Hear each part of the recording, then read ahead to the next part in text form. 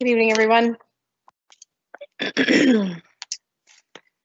Like Squale, call the meeting to order at 6:03 p.m. Isepka, Kona Salapska Keep, Atanaquil, Tasia Talatash, Snanemo, Mistimo, Nihak Wishasta, Tamak Atanaquil. I thank you all for gathering here today, and I'd like to start by giving my highest gratitude to the people of Snanemo.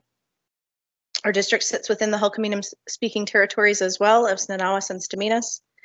And we have many students that are from other territories, as well as our relatives who are Métis and Inuit. We welcome them to join us in our meeting as we sit here in Snuneymuxw territory this evening. We do not have any transfer of items to the open meeting agenda. Are there any additions, deletions, or change in order from trustees this evening? Seeing none, is there any objection to approving the agenda? With no objections, the agenda is approved. Moving into section 7 of our agenda, approval of the minutes, that the minutes from the regular board meeting held on September 29th, 2021 be adopted. Is there a mover? Jessica is our first and Greg is our second on that motion. Any discussion to the motion? Seeing none, is there any objection to the motion? With no objections, the motion carries unanimously. Moving into section 8 of our agenda, section 72.3 report.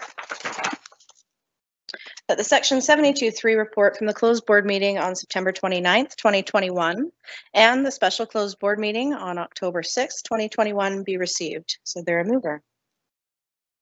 Moved by Tanya and seconded by Stephanie.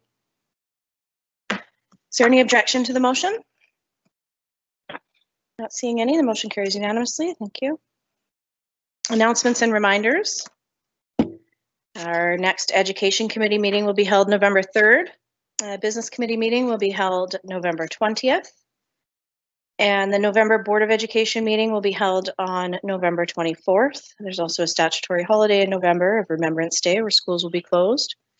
In the month of October, I'd also like to acknowledge that we acknowledge and celebrate our teachers on World Appreciation Day. And while that day has passed, the board would like to extend its deepest gratitude to the people who are in classrooms with students every day, spending their careers sharing education for the future of society. It's also Principals Month this month. And principals and administrators in our system are the leaders to whom the board looks for leadership in all things learning and caring for their staff members and their students, and we thank them deeply for the work that they do each day. And finally, on behalf of the Board of Education, I would just like to state publicly that we are in discussions regarding vaccine policy in School District 68, Nanaimo Ladysmith, and those discussions will be held within our in-camera meetings in a closed session as they relate to labor relations and health and safety in consideration of our employees of our school district. And so if and when there's further updates, those will be held through our media department and communications.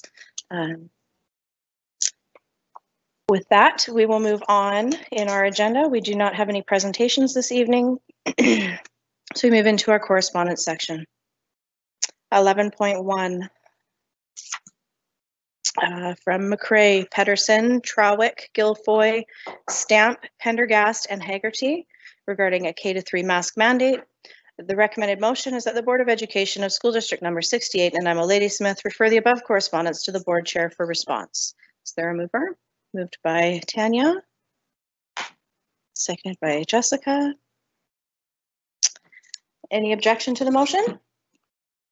Seeing none, the motion carries. Thank you. 11.2, a letter from Robinson regarding vaccinations, that the Board of Education of School District number 68, Nanaimo Ladysmith, refer the correspondence from M. Robinson to the board chair for response. Moved by Stephanie, seconded by Elaine. Is there any objection to the motion? With no objection, the motion carries. 11.3, correspondence from Mayor Aaron Stone, Town of Ladysmith, regarding the Town of Ladysmith OCP review. Recommended motion is that the Board of Education of School District Number 68 in Nanaimo Ladysmith refer the correspondence from Mayor Aaron Stone, Town of Ladysmith, to the November 2021 Business Committee meeting. Is there a mover? Moved by Jessica and seconded by Bill. Is there any objection to the motion? Seeing no objection, the motion carries. Thank you. Item 11.4, Minister of Education, Jennifer Whiteside, regarding the Premier's Awards for Excellence. The recommended motion is that the Board of Education of School District Number 68 in Nanaimo Ladysmith refer the correspondence from Minister of Education, Jennifer Whiteside, to be received and filed. Moved by Tanya, and seconded by Bill. Is there any objection to the motion? Not seeing any. The motion carries unanimously. The final item in this section of our agenda is 11.5, Down Syndrome BC, with regard to supporting inclusive education for learners with Down syndrome, that the Board of Education of School District Number 68 in Nanaimo Ladysmith refer the correspondence from Down Syndrome BC to be received and filed. Is there a mover? Moved by Stephanie, seconded by Elaine. And one final call on any objection to the motion. Seeing none, the motion carries unanimously. Thank you. So we'll move into committee reports, and I'll invite Greg up for section 12.1, 12.11 childcare spaces. Thank you, Chair. So before I move into reading the motion on this item, I'll just ask if if Mark, thank you, would like to provide an update. And just for those at home, we are trying to use first names this evening, which is a little bit different for us. Thank you, Greg, and through you, Charlene. Yeah, I just wanted to provide a brief update. At the Business Committee meeting, we reported that we wanted the ability to apply to up to 5 new sites. However, we noted that due to some construction delays and some inflationary issues that I think we've got solved now, what we didn't want to do is apply for new units that would be delivered really far out, so 3 years from now.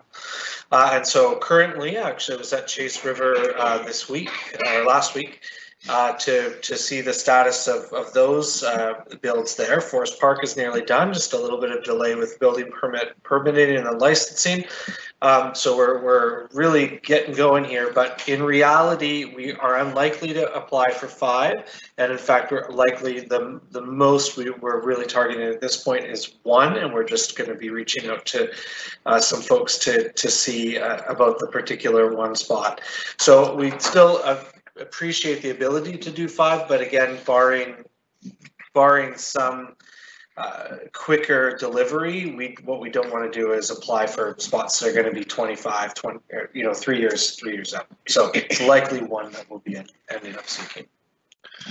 Thank you, Mark. So if I may read the motion. So the motion reads as follows, that the Board of Education of School District Number 68 in Nanaimo Ladysmith directs staff to apply for the Childcare BC New Spaces Fund through the Ministry of Children and Families for funding childcare expansion for up to 5 school sites. Okay, do we have a second? Seconded by Elaine. Did you want to? Just very briefly, and I appreciate the update, and this motion will allow staff to apply for 1 if that's the direction that makes the most sense at this time. So I am in support of the motion. Thank you. Thank you. Are there any other speakers to the motion? Not seeing any other speakers, so I will call the question. Is there anyone opposed to the motion? Seeing none, the motion carries unanimously. Thank you, Greg, for your report. We don't have anything this evening from the Education Committee, so that moves us into our senior staff reports. 13.1, Mark Walsh, our Secretary Treasurer. Thank you, Charlene. And so on page 33 of the agenda is a memo and then a draft budget calendar to provide an outline of what we foresee the budget process will look like for the 22-23 school year, now that we've completed all of the previous school year. And so The dates are there, as well as we note that there are some educational opportunities, and we would really hope to hear from our partners and from trustees what kind of information, more information that they would like. And we're going to start with a financial literacy, a very basic session. We did it last year. It gives people the opportunity to come and ask those questions that you might not ask at a committee meeting because they're maybe too in the weeds. But what are the formulas for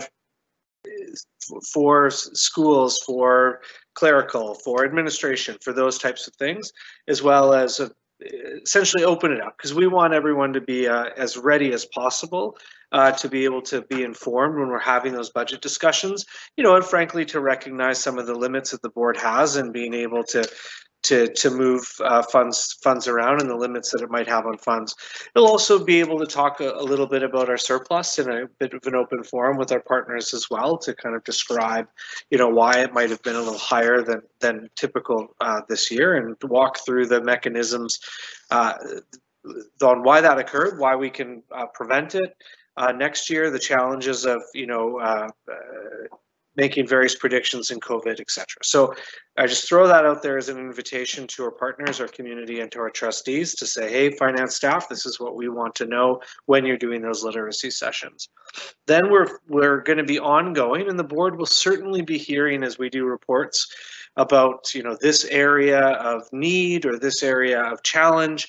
And so in order to meet, for instance, I think we've heard we've got challenges with, some challenges of kids that have been in COVID and haven't been to school and haven't socialized. So how are we supporting them this year? Well, how are we going to support them next year? So the board wouldn't be surprised at the time if we say that's a huge focus, just as an example of here's a department that might want to make some changes at that point. And then you'll see those conversations flowing through to next year. And so some of those things are happening in the interim. The real big times for the budget are going to be when we have our enrollment estimates, and again, we're going to have a challenging year, particularly due to COVID. Are we going to get those last little batch of homeschooled kids that left the system and didn't come back this year? Are we going to continue seeing that movement towards back to bricks and mortar? Are we going to continue seeing the immense move to Nanaimo that seems like everyone in Canada is on their way here? And so those are some of the challenges that we're going to have in January, because those numbers are the numbers that are going to help us build our budget. And so I see that there. We're going to have lots of opportunities to come back to the board, happy to add to this agenda. And we're, again, always happy to do sessions on how we come up with the numbers and come up with the assumptions that build the budget, because it's so fundamental to the understanding. And again, we're very happy to talk about why we would budget conservatively or not when it comes to some of these enrollment issues. But so again, invitation is open, and hopefully this will be a great opportunity to hear from our community. If our enrollment, I'm just going to say it now, and if our finance staff is watching me, they're going to electronically kick me, but if our enrollment continues to go the direction it's going, and barring some major shift from the ministry, a growing school district is in a position to talk about positive things and meeting the needs rather than having to take away from things. Again, very, very, very early, but if enrollment continues and the fundamental way we're funded doesn't get changed too much, we're hoping that this is a conversation about focusing some resources to support our kids next year. Great, thank you. So our first question is from Stephanie. Thank you to our Secretary Treasurer and the Finance Department for this great work, laying this out. Knowing that the framework for enhancing student learning, one of the main goals behind that is to align your budgeting process with your learning needs. I'm wondering if it wouldn't be beneficial for this calendar to also be run through learning services, and also include on it at what points in the year we look at important student data in order to inform our budgeting process. So I think about the how are we doing report. I think about our graduation rates when they get released. I think about the FSA information when that gets released. And I think it would be really interesting for us to not just focus our budget calendar on the actual numbers part of things and the finance part of things, but how the learning and achievement data informs our budget cycle. And so I would like to see, if my colleagues are amenable to it, having our learning services review this and also put in there what data the board will be reviewing as part of the budget cycle and other educational related information. It's not just data. There's a lot of stuff that we look at that's related to the budget cycle that I think is pretty important for us to start being more obvious and open about how that informs our budget cycle. Okay. Is anyone opposed to that idea? I don't see anyone. I think it's a great idea. It'll help us tie together our budget to learning through our strategic goals, which makes great sense to me. So with no opposition, I think we'll take our next look at the calendar and include that information in it. Our next question is from Greg. Thank you, Chair. And just to build off what Stephanie was saying, perhaps, and I might be saying the same thing in different words, and I would like to see us also consider connecting our strategic plan with our learning and departmental needs and bringing that forward early in the process so that we can work with our staff to develop some objectives for the budget, so we can see and have some influence into how we use the budget to support the needs throughout the district. So what I'm hearing is prioritizing the goals and objectives of the strategic plan for budgeting purposes. Yes, thank you. Great, thank you. Makes sense. I have a question and then we'll go to Jessica. I'm just wondering, on the calendar itself, I see that we've included students in the thought exchange survey. I'm wondering, are we planning a meeting with students again? That's always probably my favorite budget meeting. And I'm just going to say that I don't see it. So can you please plan that for me or for us? Because we all enjoy it quite a lot. Don't see anybody saying no, so thank you very much. And Jessica. I think I've heard our Secretary Treasurer ask if we, in regards to kind of educational opportunities, what the opportunities would be, in other words, what is it that we can communicate to the community and our budgets for that. If not, I'm just going to tell you what I want, which is, and I think it's related to well, Stephanie and Greg's comments on that. And it really is, and I may be doing this already, but how is it that we can give, or can we give our community a bit of an understanding of an overview of our budget? Meaning, where's wiggle room? How little wiggle room we have, so when we build a budget, and I know that's in there, but what previous comments is that there are spaces where we can incorporate community feedback, how we incorporate the strategic plan, where are those spaces that the board and the community and our partner groups can have influence versus, the reality of how tight our budgets really are.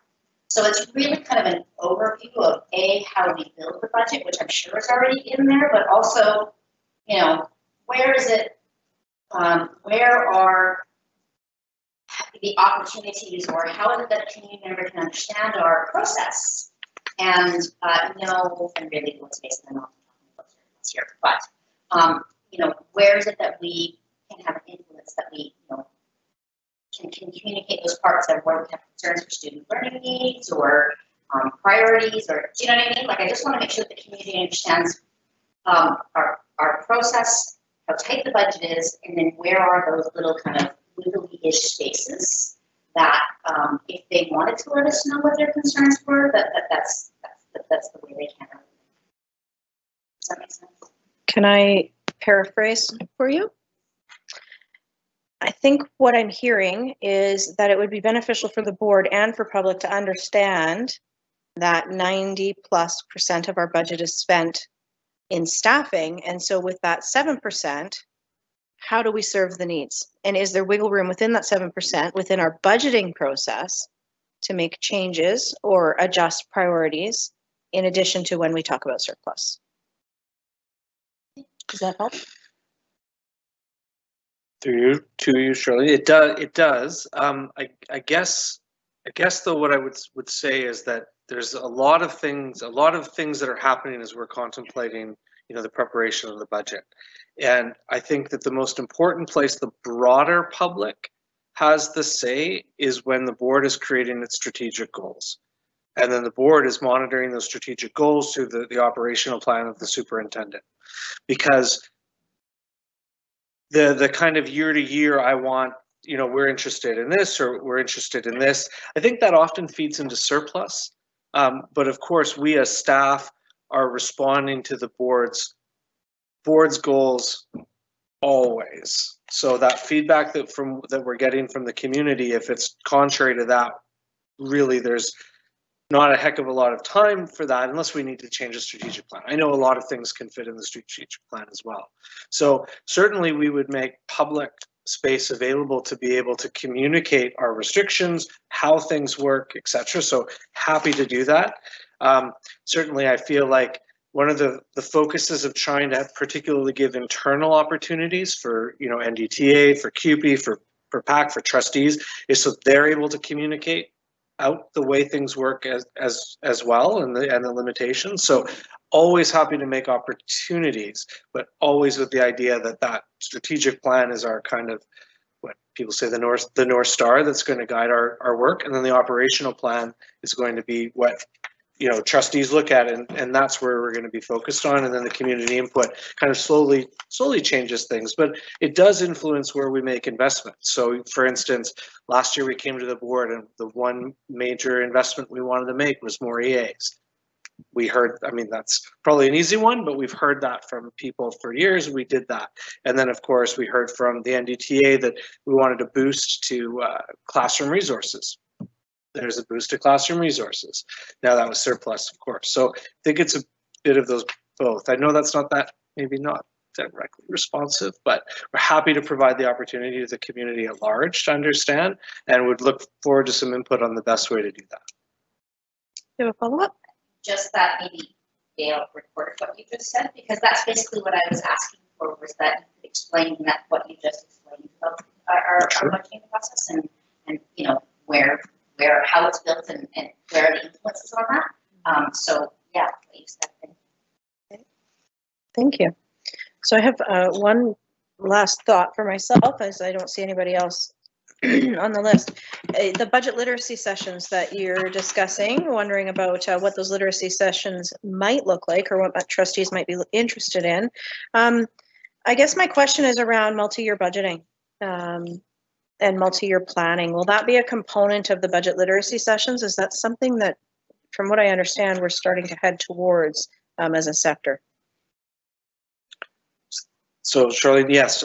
So at this point, we haven't contemplated that, but yes, it's because as the sector does move towards the multi-year, we're still trying to wrap our heads around it just a little bit, because multi-year budgeting is great if you have multi-year guarantees of funding, but if you have multi-year budgets that are subject to the whims of enrollment going up and down, it's a little bit more difficult, but we will incorporate that. Okay.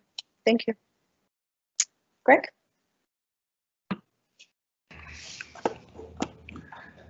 Thank you.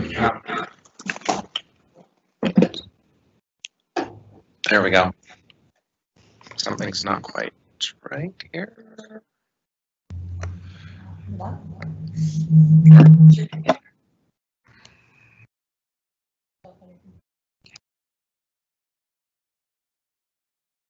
Apologies for that.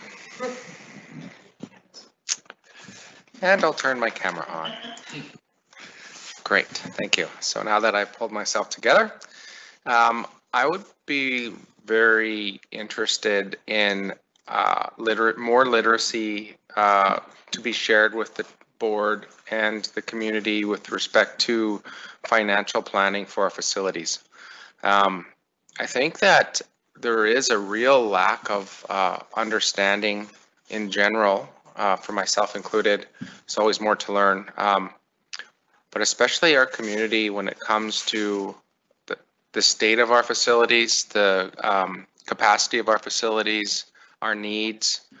And I think it would be really worthwhile to include a session or at least some time in relation to what goes into financial planning for our facilities and how those discussions go.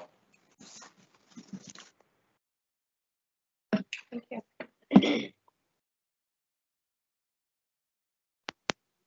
Through you, Charlene. Yes, thank you. That would be, we'd be happy to do that, and I'm sure Mr. Sabo would be very happy as well. It's an incredibly complex area, given that we're dealing with operating, we're dealing with local capital, we're dealing with ministry capital, we're dealing with annual facilities grant dollars, and so it is a pretty complex area. But it's happy to do a session, and perhaps I'll ask trustees when we've picked the dates for some of these to maybe send me some questions that they would like answered or that they think would be useful, either from their experience when they were new to being a trustee or stuff they're still interested in as well. That would be very helpful.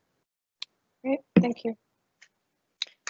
Anything else on this topic from the board? So I'm not seeing anybody. So thank you for that report. That takes us to 13.2. School site acquisition charge resolution.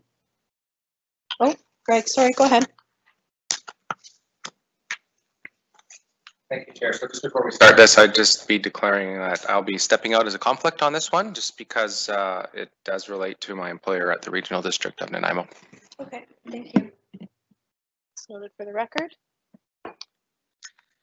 Great, thank you, Charlene. So this memo, we talked about the issue at the business committee, and so this is, we're about to cross the finish line. We're very, very happy, and I want to express appreciation for the work of the finance team and the facilities team for assisting with this.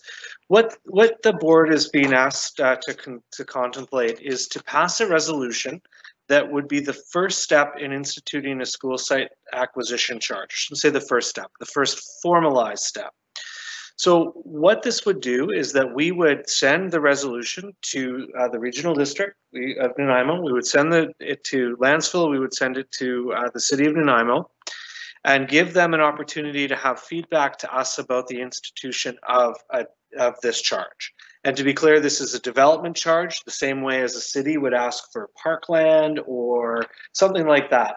And for us, it's statutory. So we have the authority to ask the city, and the city doesn't have the authority to say no because it's within our statutory framework. However, the city, our partners can ask for, can you please confirm these numbers?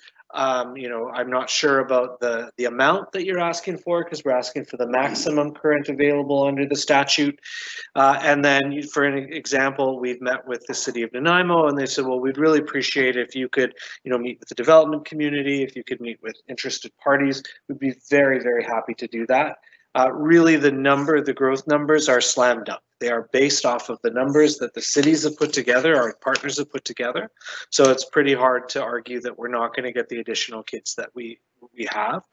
And I just want to acknowledge just what positive relationships the district has with all of the partners that in this sheet. Then what will happen is once that time has passed, 60 days, they may ask for more information, or they may ask if they have the ability to actually say, no, we disagree. And then there's a mediation process that's open. I don't actually anticipate that happening in the circumstances, given that the numbers are pretty, I don't think that they're really up for debate. But again, we'll meet with the development community who's going to express concern, already has. We've proactively met with some of them about the impact on the cost of housing due to this.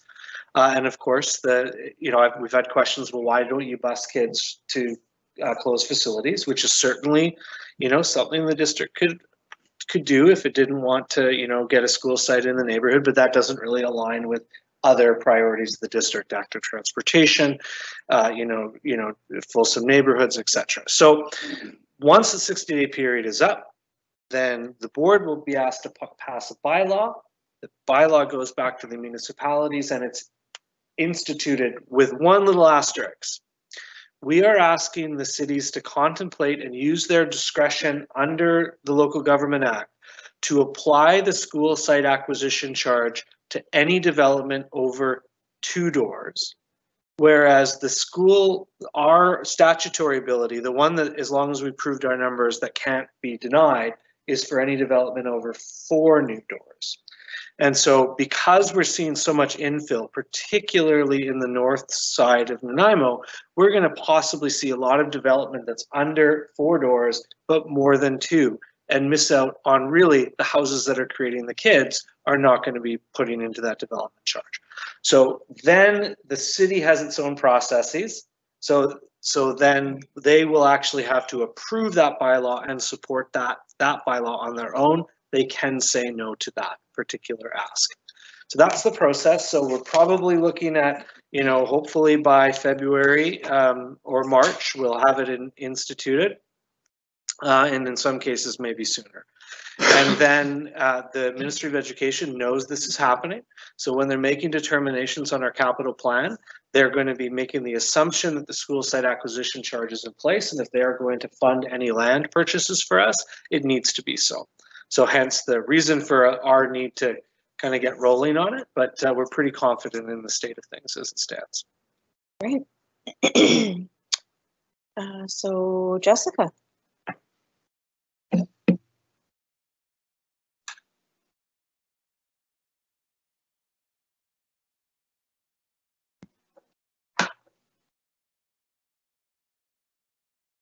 Hold the button down for a second. Okay, so I was wanting to move the motion with some minor technical difficulties here. And I will wait for a seconder before I motivate. So that the Board of Education of School District number 68 in Nanaimo Ladysmith approve the school site resolution for presentation to the District of Lantzville, the City of Nanaimo, and the Regional District of Nanaimo for a consultation period of not less than 60 days for final approval by the board by law following the consultation period. So that's been moved by Jessica and seconded by Tanya. Okay, Go ahead. You can motivate the motion. great. I'm so happy to have see this coming forward. This is long overdue. I'm very grateful to our Secretary Treasurer. Thank you, Mark. Thank you, Facilities. Thank you, Finance. This makes complete and total sense to me. As our communities grow, our schools need to grow. When our communities grow and our schools don't grow, then our communities are very unhappy because their kids can't go to local schools, and that's a big problem. And we've seen that in Vancouver. We've seen that in Surrey. So I'm really grateful that we're kind of instituting a practice that's going to, support the building of schools. And as our communities are developed, we commonly support things like arts. We commonly support recreation. And I really believe that education should be supported and should indeed be a priority. So thanks to staff, I wholeheartedly support this. I hope our local governments support this as well. I think it's fabulous. Thank you. Any other speakers? I'm not seeing any other speakers on the motion, so I will call the question. Is there anyone opposed to the motion? Seeing none, there's no one opposed, and Trustee Keller abstained due to conflict. Thank you. Go ahead. And thank you, sure. I was just going to say that if trustees, you're going to probably end up in discussions with your political counterparts in our partner area. So if you ever need, some help understanding it more fully, we're always available to give you that information to support those conversations. Great, thank you very much. Stephanie? Thank you. I think you actually just brought up a very good point, and I think like a little one-pager for us would be really helpful. I mean, I made notes on what you said, but I think actually having that one-pager of what you said would be really beneficial, so we have common and consistent messaging and understanding. If that's okay to ask for. I think that's fine. Okay. Support us all. Thank you. Thanks. Great. Okay, so thank you for the report and for all of the work that went into that. It's going to make a big difference for our district, especially for the future. So we have no unfinished business this evening. Moves us into new business, section 15. 15.1, Mark Walsh, our Secretary Treasurer, regarding the by-election.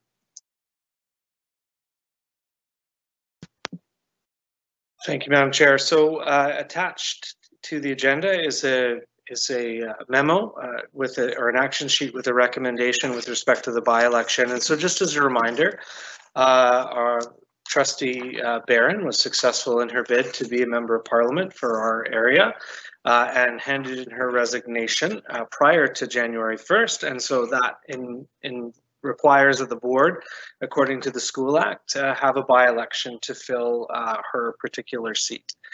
And so again, according to the School Act, because it's a by-election, it's going to be required that the district, being a multi-jurisdictional district, so we have multiple municipalities and regional districts, are going to have to run that, the by-election on our own.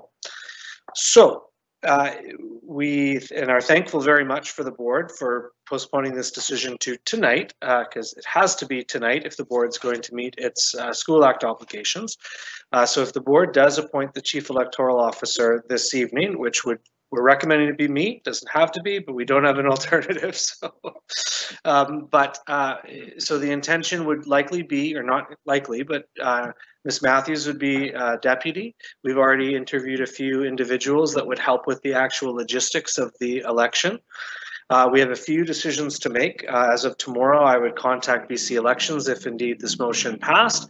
I inform them of the direction that we're going. And then again, we have some choices depending on our needs that we're going to have to make. Are we going to lease electronic devices? Are we going to do it by paper, etc.?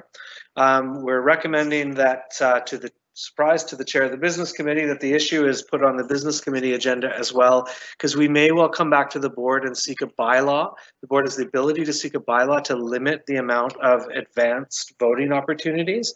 And so right now it's 2. And again, in this environment and given the expense, we're not quite sure that that's something that we should be doing. And then the minister can actually allow us to do either none or 1. As required. We're again not quite sure what we're going to recommend, but we just want to bring that issue to your attention. So again, the recommendation is to appoint the Chief Electoral Officer. That starts our clock, so our election needs to be 80 days from now. We would anticipate the election would be January the 15th, with a possible pre-voting date 10 days prior to that. We're intending to use probably not probably, but our high schools. Not sure if all of them or not, and that would be the vast majority of the voting opportunities would be in our secondaries. Then I don't have the date, but we would be advertising the nomination period starting the first week of December, opening the nomination period. Would advertise the nomination period any time prior to the first week of December, opening the nomination period the first week of December, and it goes for 10 days. I apologize, 10 days. And then we would know, of course, if election was required, because it could be acclamation. There might not be anybody running. I think that's pretty unlikely. And then again, January the 15th would be the day of the election. Great, thank you. So I don't see anybody on the speakers list or having any questions. Is there someone that would like to move the motion? Trustee Higginson? Stephanie? Oopsie. Okay, I will move the recommendation that the Board of Education of School District number 68, Nanaimo Ladysmith, appoint Secretary Treasurer Mark Walsh as the Chief Electoral Officer pursuant to Section 36(3)A to organize and implement a by-election created by the resignation of Trustee Barron and notify the Minister of Education as required by Section 36(3)C. Do I have a seconder? Seconded by Chantel. Any discussion, or did you want to motivate the motion at all? You know what, only just what I will say is, you know, I know that we entertained the possibility of seeking an exemption. I think we understood that that was literally impossible and may end up just being for optics. So I really actually want to extend my appreciation to our staff who are dealing with a tremendous amount of work in a very, very busy school year, busier than last year, taking this on. And I am very appreciative that they are doing that. And I hope that that we have the ability to support them in any way possible to lessen the workload for them. Otherwise, I look forward to welcoming a new member to the board and look forward to the election. Thank you. Thank you. Mark? Thank you, Shar. The one thing that I did fail to mention is not a legislative requirement, but is a good idea. And anyone that's watching or will watch later, the district will organize So You Want to Be a Trustee event or something like that to give folks the opportunity to come hear what a trustee does. And of course, we have so many experienced people here. It's very helpful for them to share their wisdom, as well as, again, the statutory requirements of what of a trustee, etc. So looking forward to that, and hopefully there'll be lots of people interested. And even if it's just to get to know it before the actual main election, the year after. Great, thank you for that. I don't see any other discussion, so I will, sorry, just one moment. So I will call the question. Is there anyone opposed? I don't see any opposition, so the motion carries unanimously. Thank you. In section 16 of your package this evening, there's for information, board motions report, trustee committee reports, and the board annual work plan. I just would like to make a notation that the board annual work plan has been presented publicly so the public is aware of some of the priorities of the board and the work that we're looking to undertake in this current school year. And that also that it's a document that will change ongoingly as we sort through priorities throughout the school year. We do have a question this evening for section 17. So our question is from Tracy Humphreys. It says, I'm wondering whether there will be an ongoing public engagement during the budget process, as I don't see it on the schedule. Within the budget calendar, there is a notation. Starting February 21st, we open our thought exchange survey. Of course, that's a tentative date. It's typically open for a couple of weeks where we close it and then compile all of the thoughts. And then the board contemplates those in conjunction with presentations from staff. And then throughout the budget process, at every meeting when the budget is discussed, there's always the opportunity to join into the Q&A session, just like you've done here this evening, to ask further questions regarding regarding anything budget related that's on the agenda. Or you can always make a presentation to the board if you have a priority you'd like us to consider. It's a great idea. We love hearing from the public. So thank you for the question. It's been many months since the public have tuned in and asked us a question, and I really appreciate that. So thank you for the question. Moving to section 18 on our agenda, it takes us to an adjournment. Is there a motion to adjourn? Jessica and Tanya has seconded it. Any objection? With no objections, the meeting's adjourned at 6:47. Thank you, everyone. Have a good evening.